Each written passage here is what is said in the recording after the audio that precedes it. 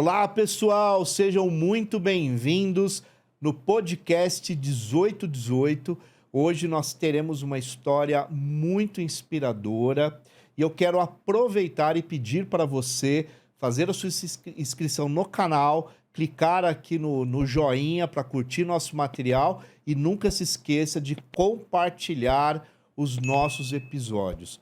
Hoje eu estou aqui com a presença da Fernanda Carmona. E ela vai se apresentar a você agora. Seja muito bem-vinda. É um prazer recebê-la. Obrigada. E eu tenho certeza que a sua história vai trazer grandes exemplos para o pessoal que está aqui agora nos assistindo ou nos ouvindo, né? Porque tem muita gente que ouve na moto, no carro, outros estão vendo em casa, né? Então seja muito bem-vinda. E Fernanda, quem é você? Obrigada pelo convite, Claro. pela oportunidade de compartilhar um pouquinho a minha história. Meu nome é Fernanda Carmona, como você bem colocou. Eu sou filha do Wagner e da Ana, mãe do Nicolas e da Rafaela, esposa do Rafael. Como profissão, até pouco tempo atrás, eu era uma servidora pública federal. Agora eu atendo com um programa de mentoria para desenvolvimento de habilidades socioemocionais, mais voltada para líderes e gestores. E também trabalho com desenvolvimento humano, treinamentos, cursos, mentoria, enfim. E aí a minha história tem um pouco a ver com a minha profissão, por isso que é bom essa apresentação mais completa. Sim, claro. De certa forma, a gente sempre percebe no programa que a nossa história tem uma conexão direta com aquilo que a gente escolhe como profissão, Sim. né? E o quanto determina até as relações que a gente constrói ao longo da vida, né? Verdade. E como que foi para você, quando criança, você já teve uma influência religiosa? Como que nasce isso na vida da Fernanda? Legal. Bom, a minha relação com Deus começa muito cedo. Começa no ventre da minha mãe. Porque quando eu nasci, os meus pais já eram a quarta geração que serviam a Deus na congregação. E aí eu, desde muito criança, estabeleci minha relação espiritual com Deus através dessa fé e doutrina. Então, eu lembro de, desde muito cedo, criança, eu e meus primos, meus irmãos, a gente já brincava que a gente estava, tipo, fazendo cutinhos, entendeu? E meus primos pregavam. Então, eu lembro dessa lembrança de uma busca de relação com Deus desde muito cedo. E aí, o tempo foi passando, e eu costumo dizer que o nosso relacionamento com Deus, ele se aperfeiçoa através dos nossos relacionamentos com pessoas. Sim. Né? Então, eu acho que uma coisa é a gente conhecer a Deus e outra a gente, de fato, se permitir ser transformado, né? Pelo Espírito, pela palavra, enfim. E aí eu percebo que uma transformação maior aconteceu comigo já numa fase mais adulta. Que na verdade, é quando vem um amadurecimento, né? Exato. E você começa a ter, talvez até uma consciência maior de si próprio, né? E aí você começa a ter uma relação mais íntima com Deus. Exato. E com a questão da espiritualidade. Agora, a congregação, você disse que já foi a sua família é a quarta geração dentro da congregação. Sim. Então, não só o caminho, mas uma tradição, né, Sim. familiar dentro da congregação. Sim. Eu acho importante, Fernanda, apesar de muita gente conhecer, é claro, a congregação, mas você falar um pouco sobre a história da congregação, como que funciona um pouco a questão da igreja, né, da religião, Certo. que é tão difundida no Brasil, né? Sim. Isso. A congregação, ela é uma denominação já bastante ampla, tem muitos fiéis. Tá. E eu não consigo te mencionar em termos de datas, de como as coisas aconteceram, Sim, porque, sim. como eu disse, a gente nasce e já entra Tá nessa dentro. fé e nesse relacionamento com Deus. Então, eu confesso que eu até não sou muito boa de memória para lembrar dessas questões mais históricas. Mas a congregação, ela tem alguns pontos que, mesmo depois de adulta, que eu busquei me interessar um pouco mais do porquê estar lá, né? Tá. Porque muitas vezes, quando a gente olha e fala, nossa, meus pais, meus avós, meus bisavós já eram da congregação, parece que foi uma escolha tão passiva, né? Do tipo, eu não tive outro caminho. Outro caminho. Mas não, a partir do momento que a gente estuda, que a gente cresce, que a gente vai desenvolvendo um senso crítico, a gente se permite buscar respostas, né? Claro. E entender um pouco mais sobre o porquê estar onde estou. E a congregação, ela tem alguns pontos que, para mim, são muito interessantes. Lá, ninguém recebe salário pelo que faz. Então, todos trabalham de maneira voluntária. Existe uma obra muito pautada no amor, né? Então, isso para mim é muito significativo. Estar lá também exerço trabalhos voluntários, simplesmente por me dedicar a pessoas e também em fazer a vontade de Deus, servir a Deus dentro Claro. daquilo que me compete. E existe uma doutrina, muitas pessoas até têm uma percepção de, muitas vezes, entender que a nossa doutrina é um pouco mais rigorosa, mas ela vem, como você bem pontuou, já existe uma tradição, existem nossos pontos de fé e doutrina, né, que nós prezamos, e dentro desse contexto todo, separar também uma questão muito interessante, que nós temos o que é a doutrina de fato, que é extraída da Bíblia, que é o nosso livro, Que é o né? livro Que sagrado, é o Isso. norte. É o norte, todos os nossos ensinamentos e doutrinas É o extraídas Velho e o Novo Testamento? Isso, é o Tá. Velho e o Novo Testamento. Tá. E nós temos também questões que, com o passar do tempo, foram desenvolvidas através do próprio costume dos homens, né? Mas tudo isso buscando preservar não só a tradição, mas como também a integridade da palavra de Deus no nosso comportamento, postura e na prática da nossa fé no dia a dia. Né? Então, existe esse impacto na forma como a gente se veste, na forma como a gente se coloca, no nosso palavreado, nos nossos relacionamentos, né? Aquela coisa do casamento é para a vida toda. Conduta, Então, né, de modo exato, a geral. nossa conduta de modo geral. Então, o que eu consigo te trazer sobre a congregação é mais esse olhar, né, de uma obra pautada no amor, onde todos que atuam lá de alguma forma fazem isso, movidos pela palavra e de maneira voluntária. Entendi. E até pensando sobre a perspectiva de Jesus Cristo, quer dizer, a máxima cristã é o amor, né? Sim, O amor na forma mais literal e total que a gente possa imaginar, exato. né?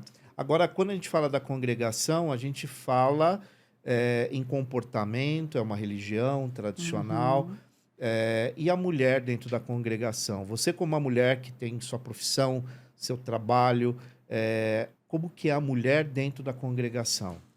É muito interessante porque quando a gente observa algumas passagens bíblicas, Tá, a gente vê várias citações de mulheres que são personagens muito importantes para a gente Importantes, avaliar isso. comportamento humano. sim.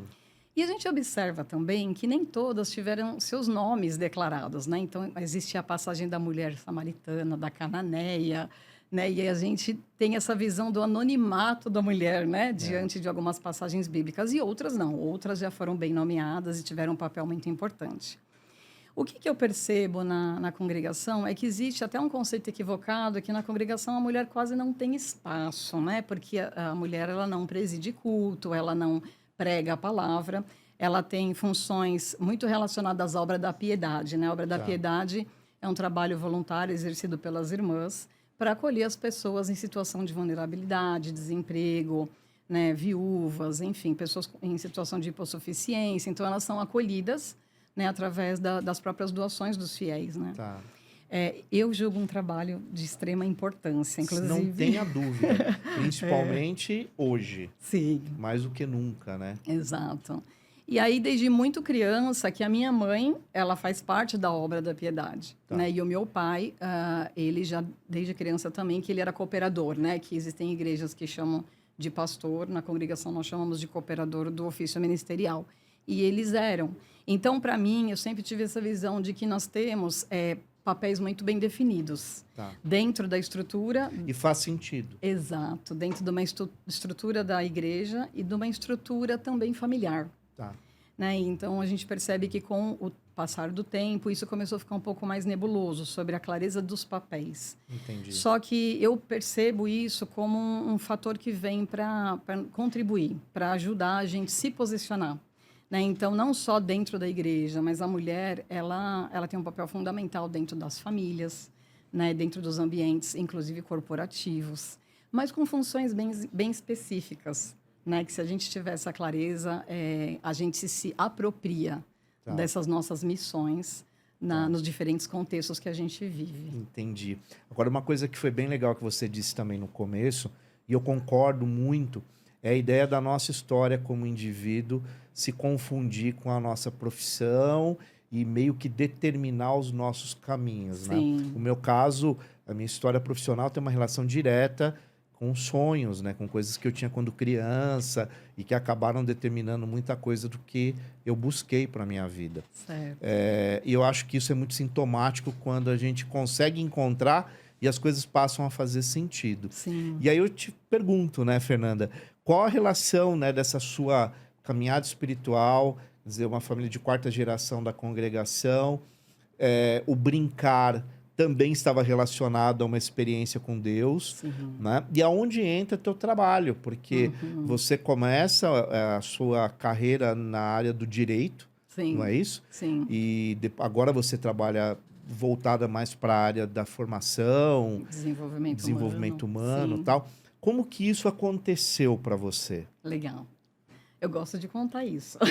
Gosto de boas histórias? E eu gosto de escutar. Marcelo, foi muito interessante, porque quando eu estava no ensino médio, eu sentia, assim, dentro de mim um desejo muito forte de trabalhar ajudando pessoas. Tá. Só que, numa tenra idade, isso ainda é muito nebuloso. O que é exatamente esse desejo de ajudar pessoas? Mas o altruísmo estava lá dentro. Um altruísmo, um desejo de ver pessoas prosperando, realizando sonhos. Tá. Mas aí era muito precoce, Claro, sabe? A questão do autoconhecimento, Sim, que quando a sim. gente está ali na escola, ainda isso é meio nebuloso. Fiz um teste vocacional, deu que eu estava apta para várias profissões, então ainda continuei aí piora a em cima vida da do gente, muro. né? Piora. E agora? E aí eu digo que quando a clareza não é interna, a gente busca a reafirmação das opiniões externamente. Então eu comecei a pedir opiniões para amigas, né? Família, e aí até pais dos amigos, a gente ouve todo mundo nessa hora. E eu lembro que eu citei em algum momento o meu desejo de cursar o curso de psicologia. Tá. E naquela ocasião, naquela época, existia muito preconceito sobre essa questão de saúde mental.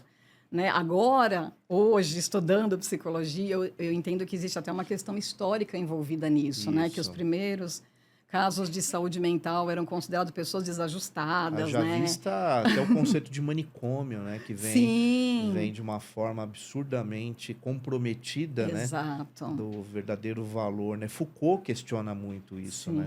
Bem interessante. E aí, nessa época que eu tinha que escolher, ainda tinha essa visão de que estudar comportamento, desenvolvimento humano, psicologia, era um território perigoso.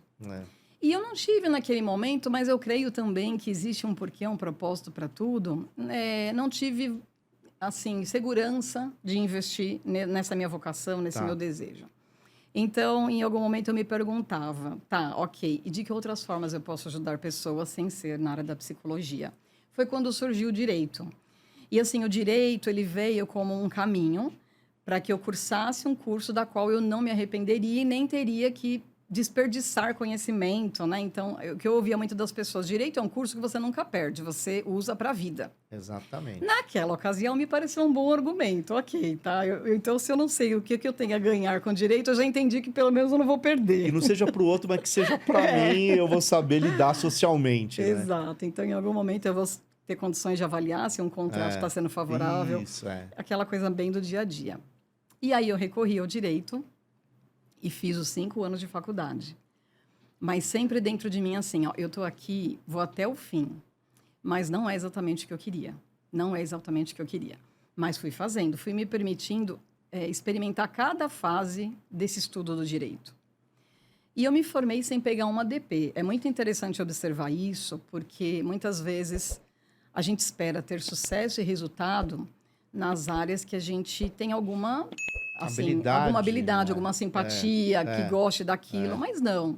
Eu considero que eu concluí o curso de Direito sem pegar DP por pura disciplina. Tá. E fiz Direito. Qual que é o próximo passo, então, agora? Eu preciso prestar o exame de ordem, porque, afinal de contas, eu sempre, de novo, aquele medo de perder, né? Então, agora eu não vou perder os 5 anos de um curso de Direito se eu não prestar o OAB. E aí eu me prontifiquei a estudar para a faculdade, para o teste da OAB. Na segunda tentativa eu passei. E foi muito interessante o que aconteceu, porque eu estudava e dizia assim, olha o poder das palavras, né? Hoje eu tenho consciência, mas na época eu dizia assim, olha, eu só preciso de 46 pontos para passar, porque era a nota de corte. Eu só preciso de 46 pontos para passar. Então eu estudava falando isso. Agora imagina o que aconteceu. Na primeira fase do teste, quantos pontos 45. Eu fiz? 46, né? 46 porque era cravado. necessário para passar. Só que eu fiquei na corda bamba. Se anular uma questão, eu tô fora. Aí eu falei, gente, que arrependimento, né? Por que que a gente se limita tanto ao pedir? Entre aspas, você mentalizou aquilo. E Exatamente, aconteceu. exatamente. É assim, seja feita a tua vontade. Não questiona depois. Exato. E aí foi muito interessante, porque deu tudo certo. Passei na primeira e na segunda fase. Aí com a OAB em mãos, falei, tá, e agora? Né? Por onde eu começo? Fui trabalhar num escritório de advocacia bem renomado, até por indicação de um familiar que me ajudou a ingressar nesse escritório. E esse escritório foi um primeiro impacto que eu tive com uma palavra tão falada hoje, que é o preconceito, né? Tá. Porque as pessoas muitas vezes atribuem preconceito a grupos tão específicos e, na verdade, todo mundo em alguma fase da vida vive algum tipo de preconceito. Sim. E lá eu vivenciei na pele dois preconceitos muito fortes. Um era de ter feito uma faculdade que não era considerada das mais renomadas. Tá. Eu fiz a universidade na minha cidade, então, ok. E o segundo ponto é que, pelo fato de eu ser cristã e me vestir como tal, é como se eu fosse diferente, sabe? Então, o que acontecia? As pessoas não me convidavam para almoçar, então eu sempre almoçava meio isolada. Os eventos do escritório, o convite não se estendia a mim. E outro ponto interessante é que só existiam 2 mulheres trabalhando entre 10 advogados. Né? Então, assim, vários pontos que eu não me sentia À vontade. não me sentia nem aceita. E olhada com estranheza. Não me sentia parte daquele ambiente. E aí eu falei, bom, se eu estou aqui, né, eu sou muito grata por estar aqui, mas não significa que isso é uma sentença. Né? Em algum momento eu posso mudar. E isso é muito forte na minha história. Essa frase, estou aqui, sou grata por estar aqui. Mas em algum momento isso pode mudar. Daqui a pouco eu te conto por quê. E aconteceu isso lá. E eu comecei a pedir a Deus essa mudança. Tá. Eu precisava acreditar que Deus estava acima daquela minha força de mudar, porque eu não via muito recurso. Eu estava num escritório bom, aos olhos dos estudantes de direito, dos recém-formados, eu estava num momento bom da minha carreira. Claro. Já começou bem, de certa forma. Já começou bem, um escritório renomado, atendia clientes muito bons, empresas multinacionais, mas para mim não estava fazendo sentido. Tá. E aí eu comecei a pedir essa mudança a Deus, aí me deu um estalo. Eu vou estudar para concurso. Tá. E eu comecei, era assim, de segunda a sexta eu trabalhava no escritório, eu tinha meu filho bem pequenininho na época, meu filho mais velho tinha 2 anos, e de sábado e domingo eu fazia cursinho na República o dia inteiro para concurso. Tá. Hoje eu lembro disso, eu falo, meu Deus, né? A força não era minha, a força vinha de Deus, porque era... E são ainda coisas chegar... que a gente não consegue racionalizar, né? Sim, e amamentando meu filho, eu lembro que no cursinho eu precisava ordenhar o leite, era assim, tipo, eu lembro e falo, meu Deus, né? Que mulher forte na época. E o que aconteceu? Eu já era casada e um dia meu esposo estava entrando no banco e naquela época vendiam apostilas na porta do banco, né? E estavam vendendo apostilas para o concurso do INSS. Tá. E ele estava com o dinheiro para pagar a nossa conta de luz no bolso. E ele viu aquela apostila, era o dinheiro que ele tinha, sabe? Aí ele não pensou 2 vezes, ele comprou a apostila para mim. Tá. E veio todo contente me contar que ele tinha comprado para eu prestar o concurso do INSS. Só que como eu estava no cursinho, eu estava muito inteirada das vagas. Eu falei assim, você não fez isso. O INSS só tem uma vaga para Guarulhos. Aí ele falou assim, mas agora eu já comprei. Aí eu falei, tudo bem. Não quis, né, falar para ele, não quis tirar as esperanças dele. Mas para mim era impossível, era improvável. Porque no próprio cursinho eu percebia muitas pessoas bem preparadas. E pessoas que estão há um certo tempo investindo, né? Sim. Até com mais disponibilidade de tempo para estudar, o que eu não tinha. Né? E aí, nessa época que eu estava estudando e que eu estava prestando os concursos, me lembro muito de uma pessoa comentando assim comigo. Eu acredito que não foi por mal, porque cada um honra as suas próprias crenças e está tudo bem. Sim, claro. Mas num momento assim, dá uma impactada. Essa pessoa disse assim, olha, eu conheço alguém que estuda muito mais do que você. E Deus é justo, então ele não vai tirar a vaga de alguém que estuda muito e vai dar para você que só consegue fazer um cursinho de final de semana. E eu lembro que aquilo me destruiu, porque eu falei, gente, é verdade, o que eu estou fazendo? Não é para mim, uma vaga num concurso público federal não vai acontecer. E aí, naquele dia, eu lembro que foi uma das vezes que eu ouvi Deus falando muito claro comigo, porque, assim, aparentemente é uma resposta tão difícil da gente buscar, né? Porque, de fato, o que ele falou faz sentido. Existe uma lógica, vamos combinar, existe uma né? lógica. Existe uma lógica. E aí que entra a fé, né? Que a fé Exatamente. contraria a lógica. Que é a variável da equação, né? Exato. E naquele dia veio a parábola dos trabalhadores e a vinha. E nessa parábola falava que mesmo um começando a trabalhar antes e o outro depois, o que foi prometido para cada um, Deus deu, porque ele era o dono, né? Que é a Vamos dizer ideia da assim. justiça. Exatamente. Então foi justo em condições diferentes. E naquele dia eu entendi o seguinte: sempre vai haver alguém mais preparado, mas se eu der o meu melhor, pode ser justo. Sim. Então, dentro da minha condição, eu dava o meu melhor, eu estudava como eu podia. E, para minha surpresa, eu prestei o concurso para ele não perder o dinheiro da inscrição. Bem desacreditada, porque era uma vaga. E fiquei em 13º lugar. Então, aos meus olhos, tudo bem, fiz o que tinha que fazer, mas é impossível mesmo, porque a colocação foi boa, 360 inscritos, candidatos, e eu fiquei em 13º, ok, tá bom, valeu. E aí eu dei por perdido. Até que um dia, novamente, eu falo Deus falou comigo, o pessoal brinca, né, que tipo, vocês têm uma mania de falar que Deus fala com vocês, né, mas assim, lá, ouvindo a palavra no culto, por isso que eu falo que é diferente da gente seguir algo porque alguém te ensinou a seguir. É uma relação muito íntima. Sim. Nós e Deus, né? Sentindo muito Deus sua, falar. né? Sua. Muito pessoal. Muito pessoal. E é muito forte dizer isso, né? Que nós temos uma relação íntima e pessoal com Deus, Sim. né? E nesse dia foi muito interessante, porque o recado foi o seguinte: se eu tiver que mudar normas, mudar leis, tá em mim fazer, não em você. Isso me trouxe uma confiança, mas mesmo assim ainda era algo muito improvável. E eu recebi uma ligação que o INSS tinha baixado uma portaria que, devido ao número de candidatos e o número de vagas, que eles flexibilizaram para chamar até o 15º. Nossa. Então foi muito forte isso que aconteceu, né? E aí lá estava eu, tomando posse de um cargo público federal, de um concurso que não tinha passado na minha cabeça prestar.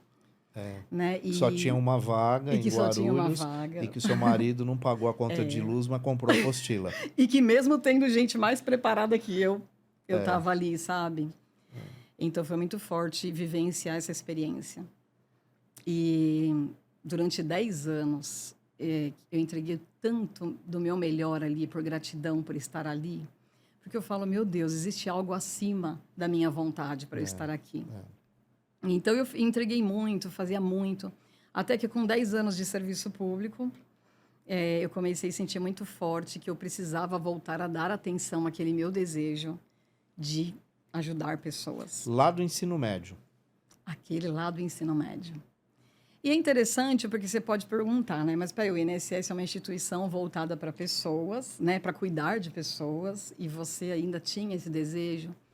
Eu tinha.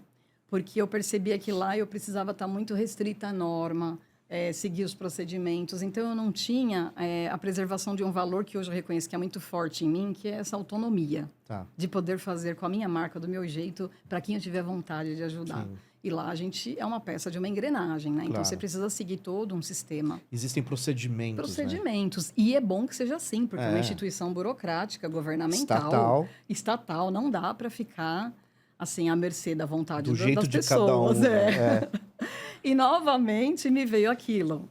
Sou muito grata por estar aqui, mas eu posso buscar uma mudança. Sim. Né? Novamente, esse impacto muito forte. E aí eu comecei a ficar muito incomodada com esse meu desejo. Aí comecei a estudar a área de desenvolvimento humano. Comecei fazendo curso de formação em coaching, fiz o Master Coach, fiz oradores e palestrantes e comecei treinar os meus próprios colegas de sala. Então, eu montei um pequeno grupo, comecei a dar treinamentos. Na verdade, você fez um laboratório. Fiz um laboratório. Eu falei, vamos começar melhorando onde a gente está, né? Que é um bom ponto de partida. E eu percebia muita desmotivação, né? No ambiente onde eu estava, as pessoas sem perspectivas de futuro. Hoje eu entendo por que desse fenômeno acontecer, porque lá a gente está tão condicionado a seguir regras que a gente passa a não acreditar que existe algo diferente para viver. Daquilo, né? Então, vamos dizer que é um mecanismo de sobrevivência deixar de sonhar. Sim. E eu percebi que a falta de ter objetivos e sonhos para a própria vida estava gerando essa desmotivação. Então, eu comecei a ajudar as pessoas a resgatarem sonhos, desenhar sonhos, verbalizar objetivos. E foi muito bonito, porque eu comecei a ver uma colega que tinha desejo de conhecer a Disney com as filhas, e aí nunca se permitiu. Outra pessoa que a vida inteira adiou uma cirurgia, e ela decidiu fazer a cirurgia. Aí eu comecei A a entender que entender. podia ter outras formas de buscar Exato, esse ajudar o outro, né? exato. E que talvez esse desejo não era por acaso. Na verdade, impactar a vida do outro de forma positiva, Exato. né? E aí é muito gostoso isso, né? Saber que de alguma forma alguém realizou alguma coisa porque você permitiu aquela pessoa acreditar. E aí eu falei, depois de 5 anos, estudando, atendendo no paralelo, foi uma fase bem desafiadora, porque Tá. aí, além do serviço público, eu também Você passei a tinha- estudar, fazer curso e atender Tá. também fora. Aí eu percebi que chegou um momento da minha vida que era bastante decisivo. Eu preciso escolher para que lado seguir, porque em algum momento vai ficar insustentável. E também não pode deixar passar a decisão, né? Exato. Porque senão a fruta cai É, na hora errada e exato. complica. Aí caiu já está apodrecendo já, né?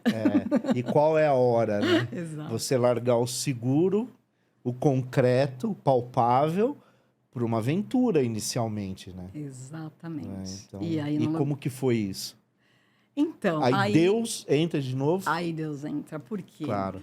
Foi uma fase da minha vida que eu precisei aprender muito sobre abrir mão do controle Ah, isso é difícil, e hein? confiar. Isso é difícil. Isso é Eu acho que esse é um difícil. dos exercícios mais difíceis que existe, principalmente para algumas pessoas que é a vida muito organizada, né? Muito Exato. controlada. Até para mim, confesso que é um exercício diário, Ah, sim. sempre trazer esse olhar, né? Até que ponto eu tô querendo as coisas, tô engessando porque seja do meu jeito, no meu tempo. E aí foi um momento que eu busquei um auxílio da terapia, né? Que entra aí um pouquinho do... um pouquinho não. Entra aí uma boa ajuda do Samuel nesse processo. Claro.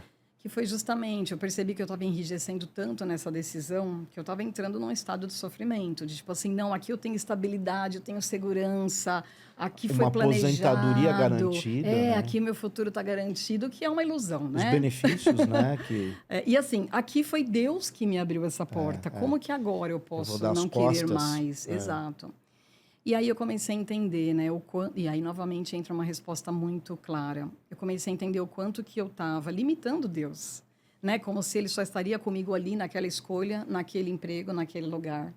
E muitas vezes isso era apenas eu querendo controlar circunstâncias, né?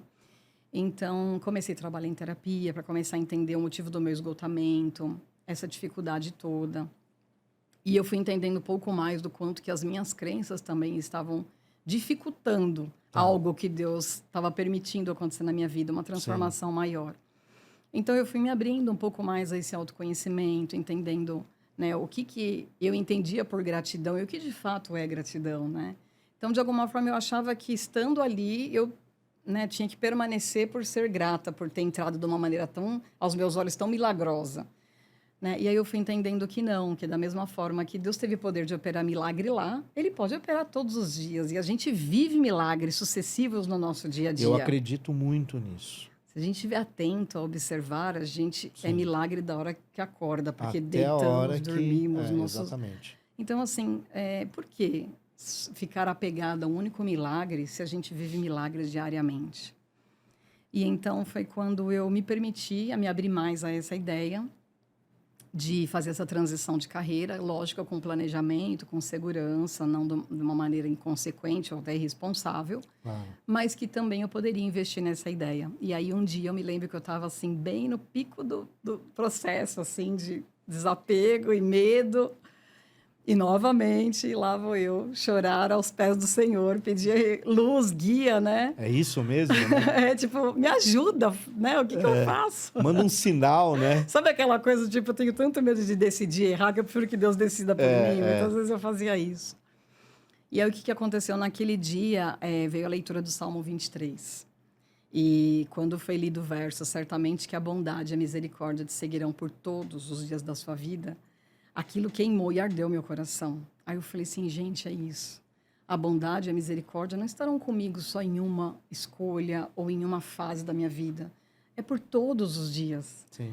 Né? Então, assim, aquilo me deu uma uma força, uma segurança, uma certeza que aquele dia eu falei, não, agora eu vou investir na minha transição e vou sair mesmo. E seja o que Deus quiser, né? Seja feita a tua vontade, que é nisso que entra o desapego, né? E a família? Foi tudo bem?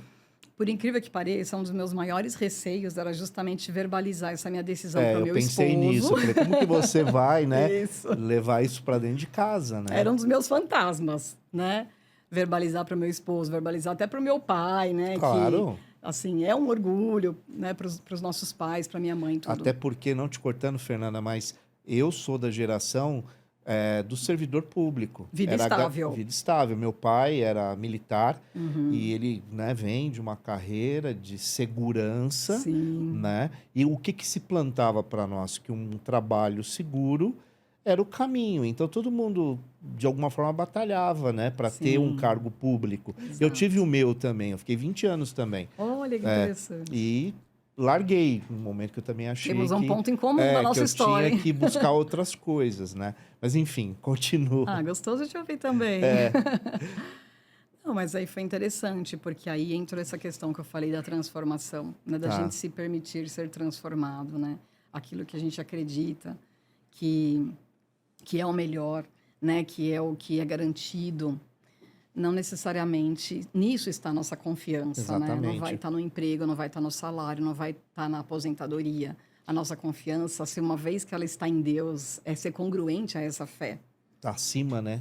Até das questões materiais, né? Exato. E seu marido, família, encarou numa boa. Aí eu tive uma conversa, eu falo que a vida é a soma de várias conversas difíceis, né? E quando você pula essas conversas, é onde vem os problemas. Exatamente. Né? E eu tive uma conversa difícil com ele, porque assusta, né? Sim. Mas ele já vinha percebendo que eu estava, de alguma forma, num processo de sofrimento com essa batalha interna, sabe? Tá. Então, eu tive um processo de esgotamento em algum momento e eu não estava muito bem. Tá. E aí eu falei, olha, eu sempre estive aqui contigo, né? Nos nossos desafios, nas nossas batalhas, nos momentos que eu precisei te apoiar. Eu estive aqui do teu lado e eu queria te perguntar agora. Eu vou tomar uma decisão e a decisão é essa, é sair do INSS e é começar uma carreira voltada para o desenvolvimento humano. E eu queria saber se você está comigo. Você me apoia? Tamo junto daqui para frente, né? E ele falou, não, tudo bem, eu vou te ajudar, vou te dar o apoio que for necessário.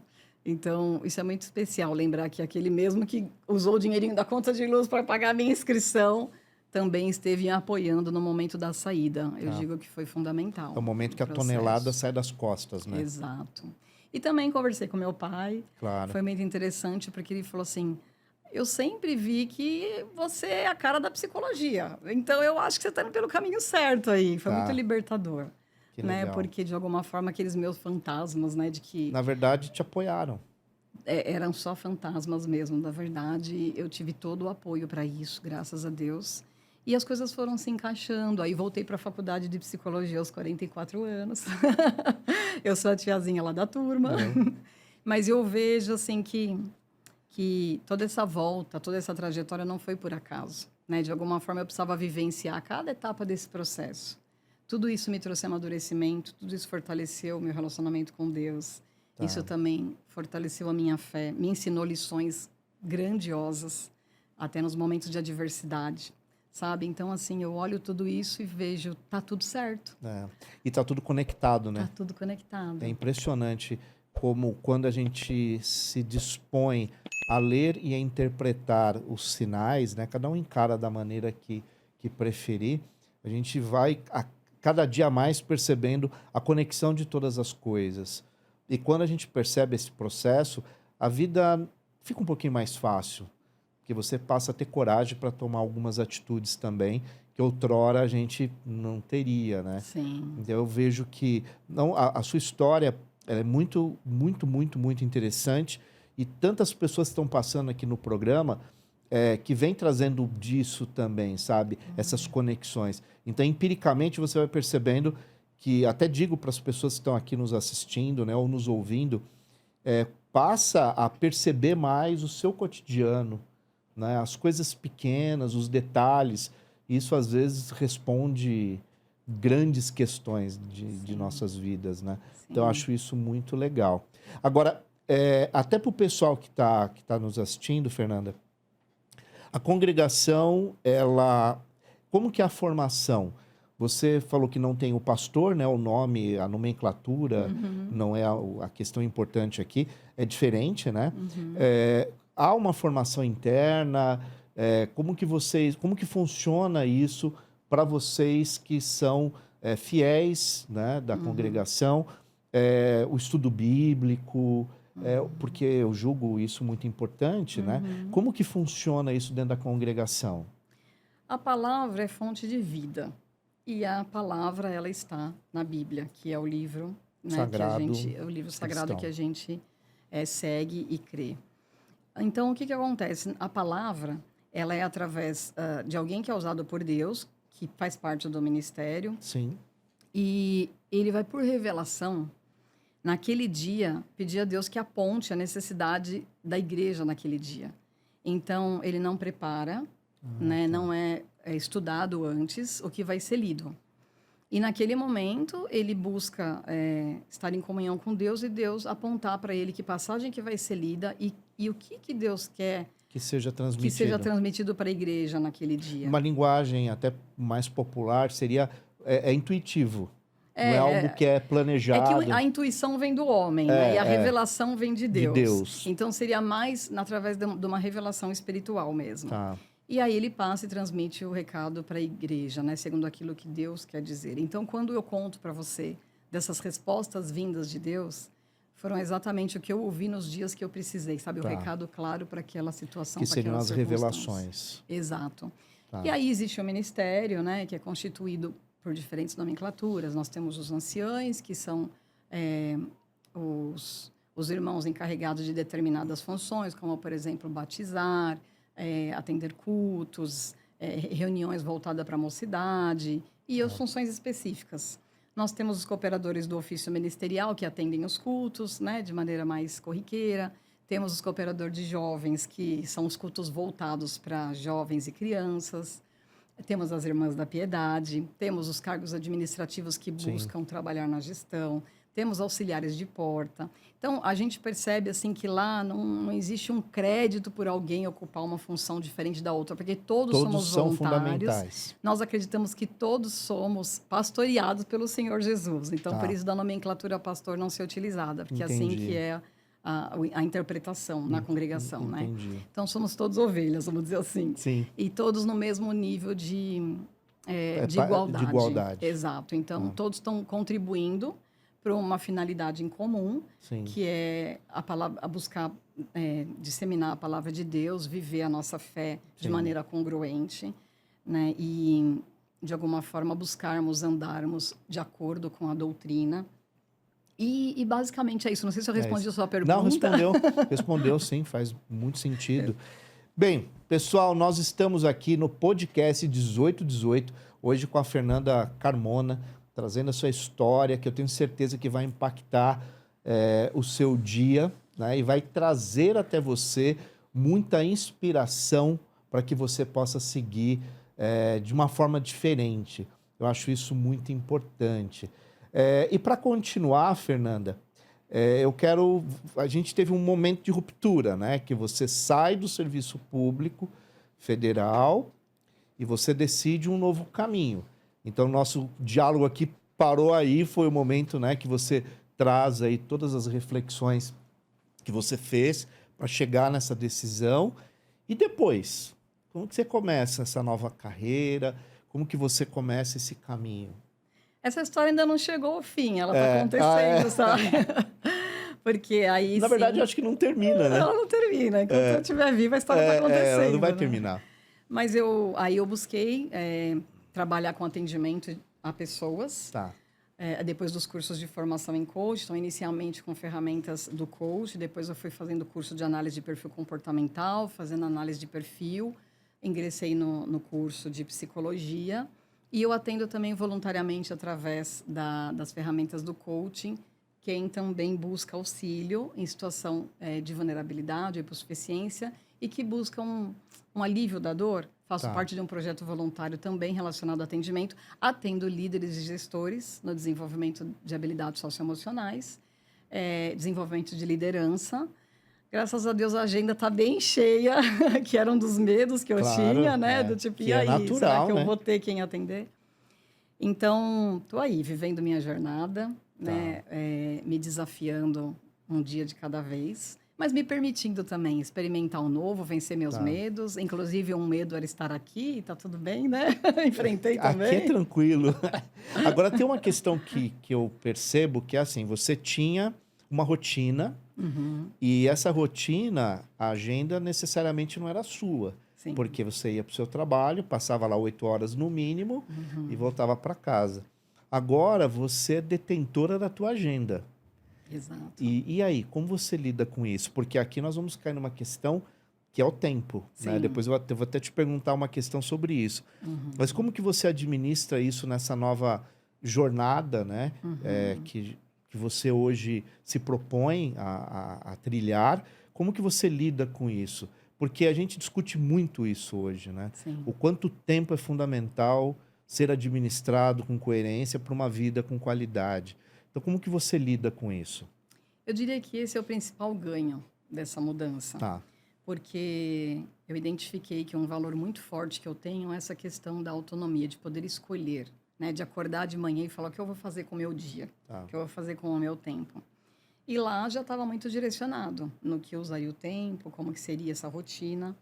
E hoje eu percebo que eu tenho muito mais flexibilidade de fazer aquilo que eu acredito, né? De viver um propósito. Entendi. Então, se eu quero usar o meu tempo atendendo pessoas que estão me pagando, eu uso. Mas se eu quiser atender de graça também e quiser fazer isso voluntariamente, eu posso, porque é o meu tempo e eu estou escolhendo como gerenciar isso, né? Tá. Para mim é importante hoje dar um suporte para o meu pai nos negócios dele e eu escolho 2, 3 dias da semana e faço isso.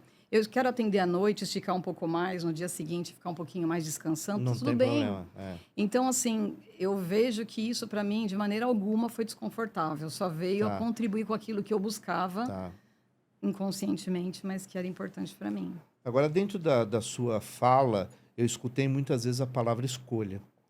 Eu tenho, de certa forma, não necessariamente uma conexão objetiva, mas escolha e livre-arbítrio têm uma relação. Sim.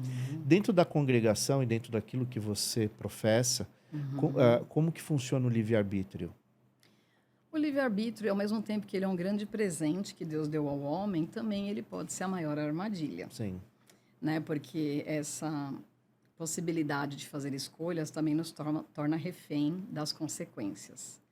Então, o livre-arbítrio ele não é na congregação diferente do que é de maneira geral. tá dentro do cristianismo. Cada um, né, vai escolher, como a lei da semeadura, né? Cada Tá. um vai escolher os frutos que planta, mas também fica refém dos frutos que colhe. As sementes que planta A semente, e refém dos frutos que colhe. Então, existe um direcionamento para que a gente siga a nossa fé e doutrina e haja de acordo com alguns mandamentos? Sim. Mas ninguém pode tirar do homem o livre-arbítrio de fazer escolhas, Sim. né? Inclusive de estar ou não estar ali. Então, é assim. Até porque esse momento está acontecendo, né? Nós estamos aqui dialogando, conversando, você trazendo um pouco da sua história, não só para mim, mas para um monte de gente que vai assistir, está assistindo, por uma escolha que foi nossa, né? Você aceitou estar aqui, você entendeu que a sua história também é importante para o outro, como nós do 18 também entendemos que a sua história é importante para quem está nos assistindo. Então, a vida ela é muito revestida dessas decisões, né? Quiçá o dia onde isso tenha cada vez mais coerência na decisão das pessoas, né? E aí vem a formação, vem valores, vem toda a rede de apoio que a gente constrói ao longo da vida, né? E uma coisa que eu venho escutando aqui, Fernanda, e eu quero te escutar sobre isso. A maior parte das pessoas que falaram aqui, não importa a religião que elas vieram representar, elas sempre citaram muito essa rede de apoio que aquela comunidade significa para elas. Como que é a tua relação com essa rede de apoio com o pessoal da sua igreja? o pessoal que você convive, porque eu acho isso muito importante falar, Legal. né? Eu sinto que é uma grande família. É, A verdade é essa. É interessante porque nós costumamos frequentar, a gente chama de comum, né? Que é o é, lugar onde a gente frequenta, o endereço que a o gente vai, endereço. né? Tá, Então, a congregação, em qualquer lugar do mundo que a gente for e tiver uma congregação, vai ser ali dentro do que a gente está acostumado a ver aqui, não tá, muda. Então, a gente tem uma sensação de extensão de família, né? Então, entendi. que a gente viajou já para outros países, chegava lá, a gente procurava lá no relatório onde tinha o Onde tinha? endereço, a gente ia no culto e é exatamente como é aqui. Tá, Então, isso dá, primeiro, uma sensação de pertencimento, sim. de acolhimento, Essa é uma palavra fundamental que eu sinto aqui. Exato, o pertencimento, esse acolhimento e fazer parte de uma família, porque é a mesma linguagem, né, é a mesma conduta, Uns é o mesmo valores, né? objetivo, são os mesmos valores. E até no direito a gente aprende, né, que a religião é um meio de controle social. Através da É. religião, a gente se permite também estar sempre refletindo se eu estou sendo a melhor pessoa que poderia ser, né, se tem algo em mim que pode ser melhorado, transformado a favor não só dessa família, mas de maneira geral enquanto ser humano, né? Claro. Então é assim que eu me sinto, parte de uma família. De regra geral, eu acho que todas as religiões, a premissa básica é o aprimoramento humano, né? É você se transformar num ser humano melhor, né? E isso vai se amplificar na sociedade, né? Exato. De forma muito contundente. Eu acho que por isso que a gente precisa falar mais sobre isso, né? Até a proposta do programa, que é uma proposta ecumênica, universalista, mas o grande objetivo é levar para as pessoas um diálogo que leve amor, né? Que não pregue o ódio, que não pregue a divisão, que não pregue coisas ruins, né? Então a internet é um veículo que a gente tem que saber se apropriar também para coisas boas, Sim. né? E levar isso para as pessoas. Uhum. E dentro dessa perspectiva toda, Fernanda, o seu cotidiano hoje é completamente diferente, né? Você traz a sua narrativa e você falou do curso de psicologia. O que representa esse curso hoje para você? Porque até eu acho que tem a ver com aquela menina lá do ensino médio. Sim. Eu acho que tem um DNA aí que você, quando fala lá atrás, eu acho que talvez esse seria um caminho também, né? E hoje é o que se apresentou. Como que você vive isso e o que representa para sua vida hoje? Eu Essa vejo- formação de psicologia. Sim, eu vejo a psicologia uma forma de cuidar de pessoas. Tá. E Deus ama as pessoas. Então, como uma missão, eu acho que a palavra é essa.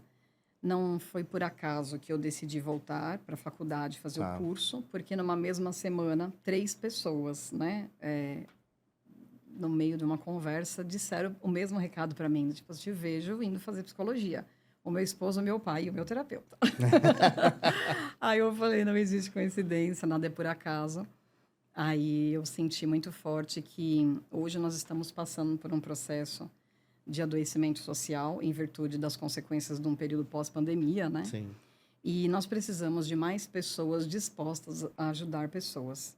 E eu estava fazendo isso com os recursos que eu tinha, com os cursos que eu tinha feito, Tá. que eu conhecia. Mas eu percebi que era hora de ir além, de buscar uma formação, né, de me propor a conhecer mais sobre isso, aprofundar mais os estudos a respeito de pessoas, é um ser tão complexo. E foi isso que me motivou a buscar o curso de psicologia. Eu acho que está muito relacionado àquele desejo da menina que queria ajudar pessoas e ver pessoas melhorando e realizando sonhos e prosperando e Claro. se curando, enfim. E dentro da psicologia, você já se imaginou clinicando ou no RH? Como que você se entende, se encaixa mais dentro dessa área hoje? Eu ouvi uma frase na faculdade e eu estou refletindo bastante sobre ela, que nunca a gente termina o curso Com essa... convicto da ideia que a gente tinha quando iniciou o curso, né? Sim. Porque a gente se conhece também muito e se identifica muito com áreas da psicologia que a gente não tinha contato até então. Antes, Né? Então, eu chego na psicologia com esse objetivo bem definido de ajudar pessoas também sobre carreira, Tá. porque eu percebo que a carreira e o trabalho, no homem, ele tem uma relação muito forte da forma que a gente consegue deixar nossa marca no mundo.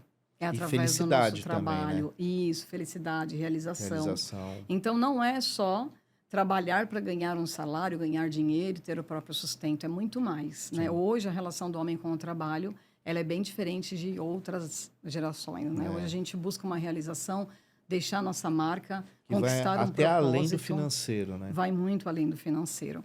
Então, eu vejo muito significado em trabalhar com a área da psicologia voltado para o corporativo, Tá. né, para a carreira. Eu tenho um curso gravado que chama Mapa de Realização Profissional, que é para quem busca uma transição de carreira segura, mas também com autoconhecimento, planejada, né? E esse curso é internet? Ele É online? É isso, ele E tá como que as pessoas chegam até ele? no meu Instagram, que é Fernanda A. Carmona. Fernanda A. Carmona. Carmona, tudo junto. Tá. Tem um link na minha bio e Tá. o curso está lá. Então, são legal. 10 aulas com ferramentas práticas para a pessoa conseguir construir não só um planejamento, mas mais clareza dos próprios valores, né? O que levaram elas para a profissão atual, quais são os valores que ela precisa resgatar para uma transição de carreira, né? E, assim, várias ferramentas práticas para a Entendi. pessoa ir avançando e chegar num outro nível, né, de clareza nessa transição. Tá. Uma coisa que eu acho bem legal, e eu estou vendo no seu perfil, na sua forma de lidar, que é a naturalidade de falar de Deus. Não sei se você repara, mas tem pessoas que têm dificuldade em colocar isso na sua fala, porque, infelizmente, a gente vive numa sociedade hoje que precisa aprender a parar de julgar. As pessoas julgam muito, né? Sim. É muito a toga lá e o martelo. E a gente parece que falar de amor é fora de moda, falar de Deus, falar de fé, falar de milagres, né? E eu acho muito legal quando, como você, que na sua fala você sempre agrega um valor que é importante, que remete à tua raiz. Então, eu acho que isso é um valor bem legal e bem interessante. E eu acho muito bom isso no indivíduo. E já partindo dessa fala, eu penso na palavra milagre. Eu costumo perguntar aqui se a pessoa viveu algum milagre na vida. E as pessoas pontuam, né? Olha, eu tive um grande milagre, eu tive vários milagres. E eu concordo que a gente vive vários milagres ao longo de um dia, Sim, né? sim. O prato de comida hoje sobre a mesa é um milagre, Sim. né? Eu estou me alimentando, eu estou... enfim, tem todo um contexto para ter chegado na minha mesa aquele prato de comida. Mas você consegue destacar 1, 2 milagres que você acha que foi ao longo da sua vida, né? Você acha que foi muito significativo, que você acha que vale a pena contar aqui para as pessoas que estão nos acompanhando? Olha, me vem 2 em mente. Tá. Eu não vou dizer que foram grandes milagres, porque eu acho que não existe isso do grande milagre, do milagre menor. Eu acho que, né, como você bem Talvez pontuou... é o significado dele que vale, né? Exato. São milagres, assim, que me vem à mente, que cada um deles está relacionado aos meus filhos, Tá. né? Então, um que me vem em mente é quando a minha filha mais nova, Rafaela, nasceu. Ela nasceu com o fêmur desencaixado da bacia. Tá. E quando foi para eu ter alta na maternidade com ela, o médico só deu alta sob a condição de que eu fizesse um acompanhamento ortopédico com ela. E esse acompanhamento provavelmente desencadearia ou numa cirurgia ou no uso de um aparelho por alguns anos, né? Tá. Por conta desse problema. E aí eu me recordo que, lógico, fiquei muito assustada, né? Preocupada. E aí eu comecei a tentar marcar um exame que era o ponto de partida para esse diagnóstico mais refinado, que era um exame com um ortopedista. E eu lembro que eu fazia várias e sucessivas ligações para o convênio, tentando um ortopedista que atendesse recém-nascido. E eu não conseguia, nenhum deles estava, né, aberto a isso, enfim, não era especialidade deles, tal. E eu comecei a me incomodar com aquela demora de eu não achar um ortopedista que atendesse recém-nascido. Até que, passado algum tempo, eu consegui um ortopedista que fizesse um exame, que era um ultrassom. E quando ele estava realizando o exame, ele olhou para mim e falou assim: mãezinha, por que você marcou esse exame para sua filha? Falei, porque ela nasceu com o fêmur desencaixado na bacia, a gente precisa agora seguir uma linha de tratamento. Qual que é, né, que a gente vai agora seguir? Ele falou assim, mas quem disse? Aí eu falei assim, o pediatra da maternidade. E aí ele usou essas palavras, olha, então aconteceu aqui um milagre, porque está tudo no lugar, tudo encaixadinho, né? Então ela nunca precisou nem da cirurgia e nem do aparelho. Para uma mãe, né, com um recém-nascido no colo, imaginando todas essas possibilidades, saber uma notícia dessa, para mim é um milagre, é Deus se fazendo presente numa causa que aos nossos olhos é impossível. E o outro é uma coisa assim também que relacionada ao meu filho mais velho, que aparentemente é algo tão simples, mas que tem muito sentido.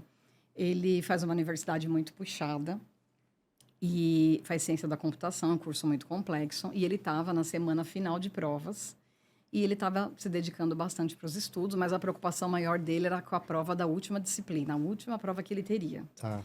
Então, eu me lembro que eu cheguei do trabalho e ele falou, mãe, eu vou te dar uma aula sobre essa matéria, porque eu quero ter certeza que eu estou preparado. E eu lembro que ele ficou mais de 1 hora me ensinando, assim, até usando uma lousa e desenhando e rascunhando fórmulas de uma matéria que eu nunca ouvi na vida, que eu não tinha a menor noção do que Aramaico, significava né, pra aquilo. Era você. outro idioma para mim. E vendo ele explicando aquela matéria por mais de 1 hora, uma matéria tão complexa, eu falei assim, meu Deus, né? Tem que estar muito preparado para fazer essa prova, porque eu nem sei do que ele está falando e ele está dominando, né? Ele está me dando uma aula. E aí ele foi fazer, já era como se fosse um exame, e ele pediu para que eu orasse. E aí, quando ele saiu da aula, eu já liguei toda ansiosa, né? Coisa de mãe. E aí, como foi? Ele falou, mãe, você não vai acreditar. Sabe o que aconteceu? Aquele aluno que não foi nenhuma aula, passou. Teve gente que colou na cara dura, passou. Passou. E, mãe, eu não passei. E aí, quando ele falou isso, veio um balde d'água fria, né? Falei, meu Deus. Aí eu falei, tô indo para casa, a gente conversa melhor aí. Aí cheguei em casa, ele estava assim, inconsolável. Ele falou, não é possível, eu vou ter que fazer DP, mais 6 meses frequentando... E assim, a gente mora em Guarulhos, ir para São Paulo é um trânsito, ele tinha que ir em 2 turnos para a faculdade para fazer essa DP, então tinha toda uma questão envolvida. Aí eu cheguei em casa e deixei ele desabafar, e ele estava nervoso, né? Aí ele falou assim, não tem mais o que fazer. Eu fui conversar com o professor, ofereci de fazer um trabalho, de refazer a prova, de fazer alguma coisa complementar. E não teve negociação, mãe. Então, não tenho o que fazer. E aí veio muito forte essa fala, não tenho o que fazer, é muito nossa, né? Nas nossas próprias limitações. Aí eu falei, tem sim. Falei, tem algo que a gente possa fazer, sim. Vamos orar. Né? E aí reuniu eu, meu esposo e meus 2 filhos. A gente tem como hábito, todo domingo a gente ora junto, mas não era um domingo, né? Era uma semana e a gente fez essa oração juntas. E aí na oração a gente pedia, né? Que a gente percebia que, de alguma forma, ele tinha feito a parte dele, ele tinha se esforçado, né? Então, a gente reconhecia a nossa limitação de fazer, que era necessário fazer algo além do que ele pôde fazer. E é que nisso que entra o milagre, né? Sim. A gente alcançar de Deus algo que está além da nossa capacidade. E o que está em nós, a gente tem que fazer mesmo, né? Tem que acordar cedo. Tem que acordar cedo, E tem que tem que estudar, luta. tem que frequentar as aulas, né? É. E aí, tá tudo bem, terminamos a oração. Ele falou, mãe, não tem muito porque eu já fiz a prova, ele já falou a nota, só falta agora ele lançar aqui no aplicativo e tá tudo bem, né? Falei, tá bom, filha, fizemos nossa parte, vamos descansar. Aí, no meio da madrugada, foi lançada a nota. E a nota foi arredondada exatamente para a nota que ele precisava para passar. E ele estava aprovado. Né? E aí, foi muito especial, porque parecia que naquele momento ainda não tinha caído a ficha. Mas aí, quando retomou as aulas agora, nesse semestre, a primeira aula foi desse professor. E ele falou, quero deixar uma coisa bem clara para vocês, alunos. Não adianta, no final do semestre, vir pedir para arredondar a nota, não adianta vir pedir para fazer trabalhinho, que eu não dou trégua para ninguém. Você vai ter a nota que você conquistou, que você alcançou. Eu considero um milagre, porque o professor estava sendo congruente com o que ele acredita.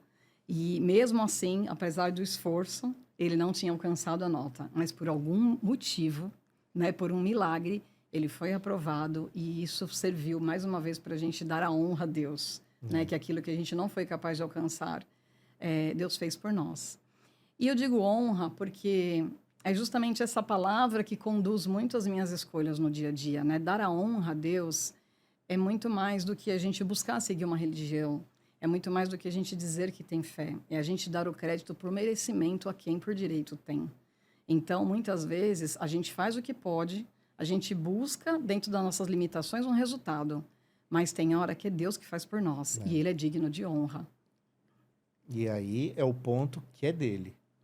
Exato. Né? Que foge da nossa materialidade, né? Exato. Da nossa condição de ser humano.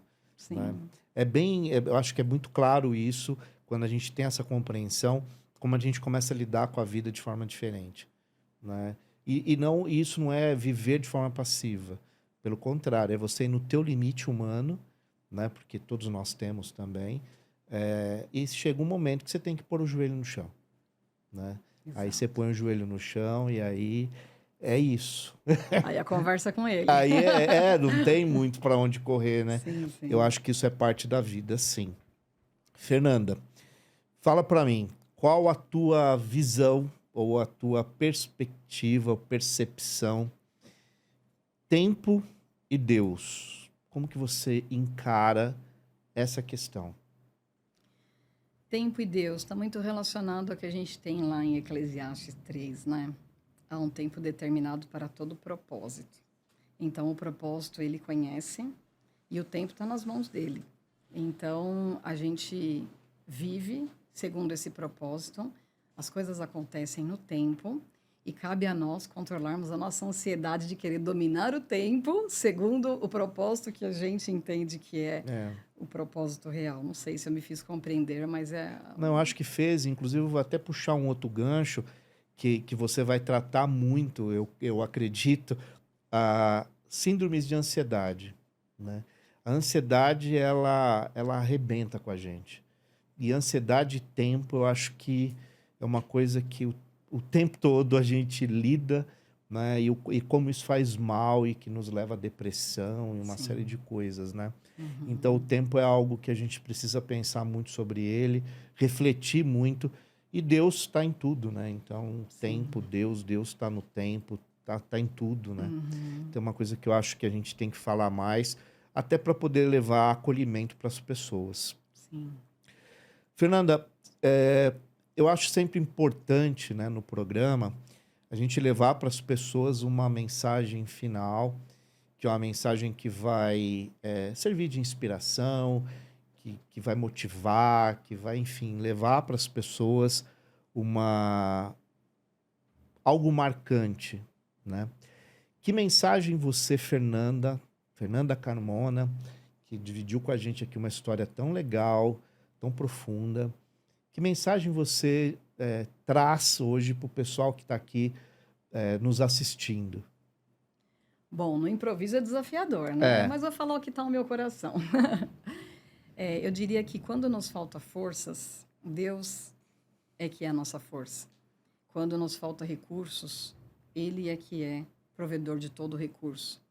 E quando falta fé, é Ele que nos fortalece. Então, na minha trajetória toda, os milagres que eu contei é justamente isso. Quando entendemos que chegamos no nosso limite, Deus que nos faz ir além, em todos os sentidos. Sim. Então, eu vejo que isso é vivenciar a nossa fé com congruência, né? Acreditar que acima de nós existe um poder, uma força muito maior e que temos que reconhecer a nossa humanidade, nossas limitações, né? Num tempo onde as pessoas se consideram tão autossuficientes, é dar a honra a quem merece honra. Sim. Pelos milagres que nós vivenciamos no nosso dia a dia. E não perder a fé, né? Não perder a esperança. Exato. Continuar lutando por um mundo melhor, por amor, por mais união, né? Um mundo com menos violência, né? Os nossos jovens sejam felizes, né? Esse pós-pandemia impactou muito os nossos jovens também. Então, a gente precisa pedir muito para Deus e cada um dentro da sua fé, pedir para que a gente tenha um mundo melhor e mais unido, né? Bem, pessoal do 1818, estou encerrando hoje a segunda temporada, né, do nosso programa. O próximo programa já vai fazer parte da terceira temporada. A Fernanda veio aqui nos agraciar com a sua história. Muito legal, muito impactante. Eu tenho certeza que você vai tirar desse bate-papo aqui muitos exemplos. E agora eu vou pedir para você, se for do seu desejo, se você quiser deixar seus contatos para o seu trabalho, suas redes sociais, enfim, o momento é seu agora. Legal. Primeiro, quero te agradecer pela oportunidade, pelo convite, por abrir esse espaço para compartilhar um pouquinho da minha jornada, da minha história.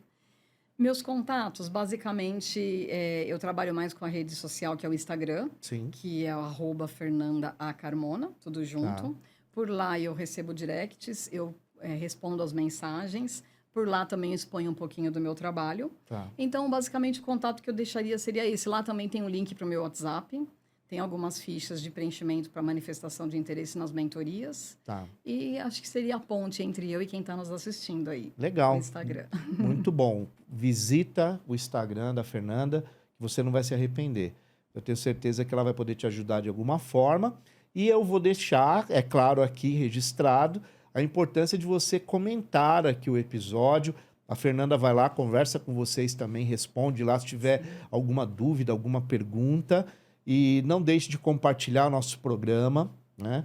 É fundamental o compartilhamento, porque, como eu disse, o projeto 1818 é trazer uma fala, um diálogo que pode vir a impactar você através de tudo aquilo que as pessoas estão nos trazendo aqui de experiência. Muito obrigado pela sua presença. Foi muito agradável o nosso papo, né? Passou rápido. Foi um papo bem legal, tranquilo, passou rápido realmente, né? E mais uma vez eu quero dizer aqui que quem me veste é a Explore Clube Brasil, que é uma marca que está ligada ao alpinismo, montanhismo, trekking, aventura de modo geral, e é uma marca que tem muito a ver comigo, que eu tenho essa conexão muito forte com a natureza. E visita o site lá do pessoal do Explore Clube, que você não vai se arrepender. Mais uma vez, muito obrigado. Obrigada. Eu tenho certeza que a gente vai ter um segundo momento aí, que a gente vai te chamar para você estar aqui. Legal. E eu quero agradecer você que ficou aqui assistindo o nosso programa, ou ouvindo o nosso programa. Eu quero desejar a você muita, muita e muita luz. E, é claro, um grande abraço do amigo Marcelo Lambert. Até o próximo programa. Um abraço.